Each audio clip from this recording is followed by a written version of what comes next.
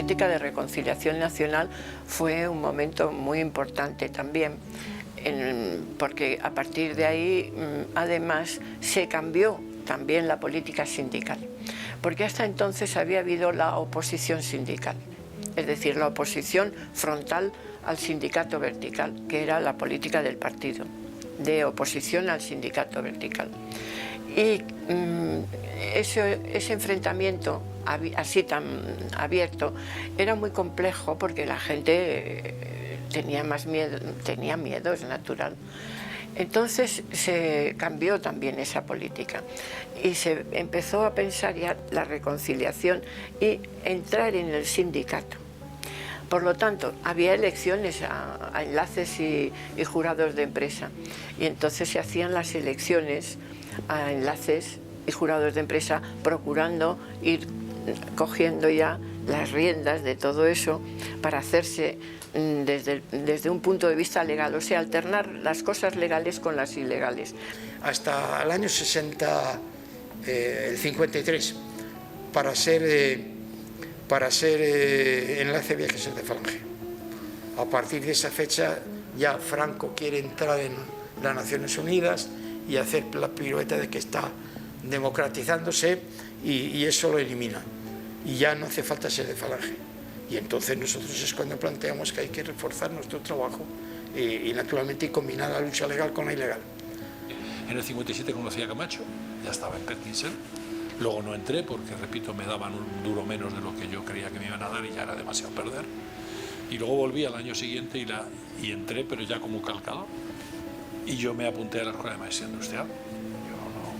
Pero cuando vinieron las elecciones del 60, Camacho me dijo que nos teníamos que presentar, y yo le dije que no quería, que yo estaba haciendo maestría industrial y que a mí me venía muy mal. Pero insistió. Y entonces, a pesar de eso, me presenté en el 60. Pero me presenté para lo que entonces había, que eran vocales titulares y suplentes. Y yo me presenté para suplente. Empezó a funcionar el jurado en el 60, yo no estaba en el jurado, estaba de vocal suplente del jurado. Lo que pasa es que a partir del 61 se complicaron las cosas en Perkins mucho, desde el punto de vista laboral. Entonces me fui involucrando, no plenamente, y al final pues no hubo que esperar al 63 para que ya porque hubo gente que lo dejó. Y entonces a partir del 62, pues yo ya me metí a fondo, aunque terminé lo de maestría. Nosotros hacíamos en la Escuela de La Paloma, hacíamos reuniones, los enlaces, es donde conectábamos los enlaces y jurados nuestros. Desde luego es a partir del 63 donde nosotros, que vamos a la escuela sindical, que normalmente eran 2 días, tú ibas a la escuela sindical que te daban por nacional sindicalismo, pero te daban doctrina jurídica, te daban un poco de todo. Entonces tú lo que hacías normalmente era polemizar con el profesor, y al hilo de las polémicas y de las cosas, pues claro, la gente decantaba.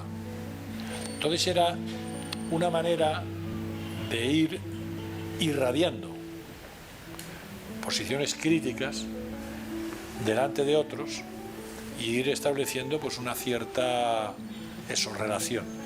Es decir, la clave de bóveda de toda esta historia es cuando se decide ir todos los miércoles al sindicato del metal, que eran los miércoles, para ver la evolución del convenio. Y donde eso desemboca al final en la asamblea aquella famosa que presidía Figueras, me parece que se llamaba, el vicesecretario de Ordenación Económica, que le debieron de poner fino, donde ya se crea la primera comisión de enlaces y jurados. El metal es la primera cosa que hace. Varios grupos ya, Perkins, Pegaso, construcciones aeronáuticas, tenemos los grupos más avanzados, empresas grandes que tenían núcleos, y nos planteamos que hacer una reunión porque habíamos conseguido un aumento de salarios del 20% en la discusión que teníamos con los patronos. A partir del 63, donde ya vas, ya se sabe, tenemos información de la experiencia, por supuesto, de la Camocha, de la experiencia de los vascos, que también son otros de los precursores. Y entonces ya Camacho, yo siempre le recuerdo, Ariza, tenemos que hacer comisiones obreras, y hay que ver cómo hacemos comisiones obreras. Y entonces ya ibas a la escuela con la idea de ver cómo hacías comisiones, cómo convocabas, ya convoca lo del metal, y entonces ya ahí es un activismo fortísimo. La primera comisión la hicimos en la Gran Vía, donde estaba el local de los verticales. Estuvimos cerca de 500 allí. Y el problema que nos planteábamos, naturalmente, es crear una comisión. Y creamos una comisión de 11, de 13, no me acuerdo bien. Yo estaba en la comisión, había más compañeros, indudablemente. La parte de la comisión era la gente nuestra. Y la primera comisión se llamó Comisión Provincial de Enlaces y Jurados del Metal.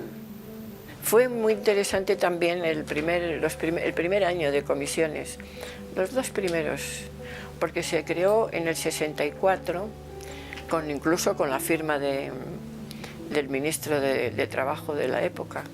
Solís Ruiz fue el que les autorizó, el que les permitió, y formaron el grupo ese de enlaces y jurados del metal. Esto nos lleva por fin a un encuentro con Solís, que ese ya le recuerdo mejor, porque se hizo en una asociación que había en una calle que está detrás del edificio de Correos, la sede de una asociación para la defensa de la civilización occidental. Esa era la asociación que él debía de presidir. Entonces él un poco nos planteó que queríamos. Es decir, vamos, no con estas palabras, pero él vino a decirnos que, bueno, que él consideraba que debía, que a él le parecía bien que se autentificara el sindicato por abajo, porque luego lo mantuvo en las elecciones del 66. Pero era un poco una toma de contacto para decirnos que, bueno, que todo lo que fuera, bueno, pues o sea, tener más realidad en la empresa, más viveza, más cosas, que más de acuerdo, pero vamos, que dentro de la estructura del sistema de no sé qué, no sé cuánto, no sé qué más. Yo creo que él quería tantearnos. Yo me acuerdo que una de las veces que nos reuníamos, nos dijeron, nos recibió quién era, el Solís, ¿qué me estáis haciendo los de comisiones? Y ahí las claves están en las reuniones del metal, hasta que nos echan, a hostia limpia, por cierto, físicas. Inmediatamente después el Pozo del Tío Raimundo. No sé si entre medias del Pozo del Tío Raimundo fue la experiencia del Manuel Mateo. Cronológicamente, posiblemente fuera antes el Manuel Mateo que el Pozo del Tío Raimundo. Y ahí ya era la consigna de actuar abiertamente y crear comisiones. Buscan un refugio, digamos, una mini estructura o mini infraestructura que les cobije en las reuniones clandestinas. Entonces, pues me hablan a mí, el sector cristiano de la AST, ¿no? Oye, mira que tal, convendría a ver si nos pudieras dejar reunirnos y tal. Entonces, por ejemplo, cuando iban los del metal, que solían ser lo más, entonces yo en la parroquia, en lo que es estrictamente el local de culto, pues en los bancos yo repartía, que los tenía ya hechos, ¿no? Unos esquemas del Vaticano II, ¿no? Pues los tenía del catecumenado, etcétera y tal. Para que si viera la policía, no, esto es una reunión sencillamente explicativa a obreros que vienen aquí. Pues se tenían que ir desarrollando otras comisiones obreras de rama. La del metal ya sabemos que era la más avanzada, esa no tenía problema, tenía mucha gente.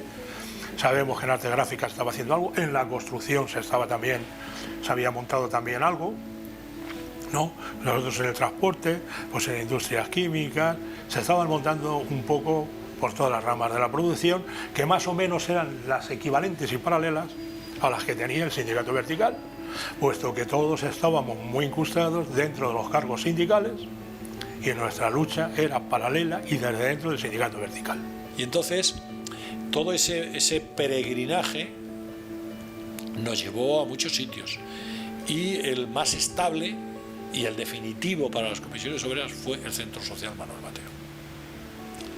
Porque ahí ya, como ya se empezó a juntar gente variopinta, ya empezamos a extender a las otras ramas. Y ahí se hacían las reuniones de constitución. Ahí se constituyeron varias comisiones obreras sectoriales. La de artes gráficas, ya estaba Nico, estaba Víctor Martínez Conde, estaba toda esa gente. La del metal, por supuesto, la de la construcción. Y empresas de artes gráficas grandes, pues Quita Rivadeneira, Hauser Jiménez, y la otra, ¿cómo se llama esta de arriba? Había varias, así con 1000 o con 800 o con tal. Periódicos, pues el más numeroso era ABC, el que tenía la plantilla más numerosa, porque luego ya tenía mucho menos el Ya, que era el que nos seguía el número de trabajadores, tendría, no sé, no llegaba al millar o por ahí andaría. Y bueno, los demás ya tenían menos plantilla, pero incluso todos juntos, bueno, y luego y artes gráficas igual. Pero llegamos a tener, recuerdo una asamblea en la Casa de Campo. En asambleas reuníamos relativamente más gente que... Llegamos a tener una, no se me olvidará, de artes gráficas que llegamos a juntar casi 10.000 personas una vez en la Casa Campo, de artes gráficas. Yo fui a las primeras reuniones que se hacían en el Círculo Manuel Mateo, de gente de artes gráficas, de banca, tal, y entonces se empezó a diseñar, y entonces yo me metí en aquello. Y fue surgiendo la Comisión del Metal, la de Artes Gráficas, la de la Construcción y tal y cual. Y la de Banca, digamos que en las demás, un 80% de los militantes diarios podían ser del Partido Comunista. En la de Banca habría un 10%, lo cual creo que era muy positivo, porque era más amplia. Y entonces se acordó en esa comisión de Banca que no se vinculaba al movimiento de comisiones obreras, pero sí, a través mío, tendría una vinculación paralela, ¿no? Lo cual nos permitió pues que fuese un movimiento muy diverso, en donde la OAC tenía gran peso, los movimientos católicos tal, lo que después fue la ORT, la AST que empezó entonces, etc.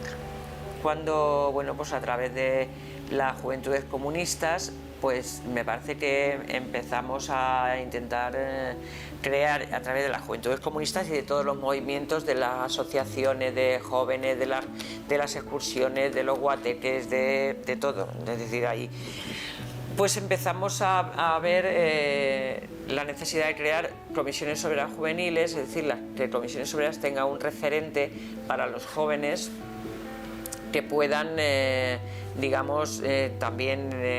todo esto era como objetivo de ofertar a la juventud una idea ilusionante para los jóvenes desde el punto de vista de condiciones de trabajo, de formación, de condiciones de formación, de estudios, es decir, pues hubiera una alternativa, ¿no? En comisiones obreras al principio, como las comisiones en un principio se reunían y esporádicamente para una reivindicación determinada y los podían detener. Entonces les empezaron a juzgar como una asociación que le faltaba un requisito administrativo. No se le podía aplicar las leyes del año 39, como se le aplicaban, por ejemplo, al PC o a otras organizaciones ya existentes entonces, o a la CNT. Entonces, como no estaban comprendidas en esas leyes, comisiones obreras era algo que se les escapaba, ¿no? Y hubo unas sentencias ahí suaves. En los años, hacia el año 67 o por ahí, como empezó ya comisiones, en el año 64 ya se había constituido de una forma mucho más, con más importancia. Ya se dieron cuenta de que las cosas estaban cobrando interés, se dieron cuenta de que se creaba el despacho de la Cruz en el 65. Todo eso la gente lo comprendían, que por dónde íbamos. Y en eso pues tenían que poner valladares inmediatamente, tenían que frenar. ¿Y cómo hacerlo? Pues lo que hicieron fue añadir una coletilla a la sentencia y le ponían comisiones obreras filial y se condena tal por pertenecer a comisiones obreras filial del Partido Comunista. Y con el añadido ese de filial del Partido Comunista les podían condenar de 1 año y 6 a 6 años. Luego sí, además tenía un cargo de responsabilidad dentro de comisiones y se podía probar aquello, pues entonces hasta 20 años les podían pedir. Y entonces ya debió ser eso en el año 67, quiero creer, pues están las condiciones en Madrid ya maduras dentro de las comisiones obreras de 6 o 7 ramas, ¿no? Pues para poder hacer una asamblea de todas las ramas conjuntas, ¿no? Y verdaderamente nombrar pues un órgano ya de dirección que se llamaba entonces Interramas en aquella época, quiero recordar. Y entonces, bueno, pues se montó, yo no participé en montarlo, pero claro, participaron, yo creo que la gente del metal, que era la que estaba más fogueada y más preparada, pues serían, y además estaba Marcelino, estaba Aríceda, gente de este calibre, ¿no? Se montó un día una asamblea clandestina en el Pozo del Tío Raimundo. Una asamblea, pues allí era el padre Llanos y su gente, pues la que daban la cobertura, y allí pues siguiendo las normas de la clandestinidad de aquella época, pues se dieron citas para que se fuera llegando, y allí pues quedó con aquel acto sellado. Y bueno, pues ya teníamos referencias de todo lo que estaba pasando, ya estábamos conexionados unas ramas un poco con otras. Entonces, yo creo que esa asamblea se celebra en el 67, en la primavera del 67. Y entonces esta asamblea, que ya se venía hablando de que había que hacer una asamblea, eso se venía planteando. Y al final se decide hacerla y se hace en esa época, y es lo que yo os contaba, que primero buscamos dónde hacerla. Y es donde Víctor Martínez Conde y yo hablamos con el conde de Motrico para ver si él nos podía proporcionar algún sitio donde hacer una reunión a nivel del Estado, que era la primera coordinadora estatal de comisiones obreras. Y entonces él quedó con nosotros y nos llevó en un mini que condujo él personalmente, un Morris de aquellos, pequeñito, nos llevó a una finca que él tenía entre Pozuelo y Majadahonda o por ahí. Nos debimos de juntar unos 60 o 60 y tanto. Yo he intentado recomponer los participantes con motivo de la Asamblea de Barcelona, de aquella asamblea, porque no termino de... me hubiera gustado saber. Y entonces en aquella asamblea la hicimos a la sombra de... era un día de calor, nos llevamos pues bocadillos y tal, estuvimos todo el día y lo hicimos por debajo de encinas, una zona dentro de esa finca.